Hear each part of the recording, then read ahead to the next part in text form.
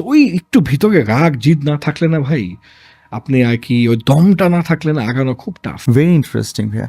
আমি গতকালই ইভেন জি। আমার আব্বুর সাথে আমি কথা বলছিলাম, আচ্ছা।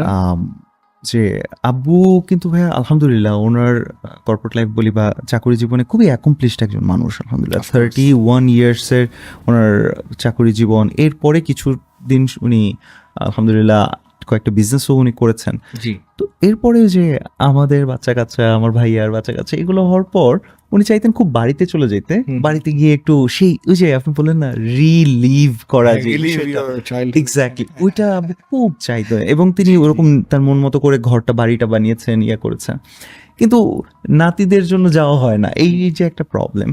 এখান থেকে আমি দেখলাম কি আপু নিজেকে খুব জড়তার মধ্যে রেখেছে, প্রতিটা ক্রিকেট ম্যাচ দেখছে, এই করছে, সে করছে, দিন শেষে কেমন জানি একটা জড়তার মধ্যে থাকা বুঝতে পারছিলাম। আমার কাছে মনে হচ্ছিল যে এই মানুষ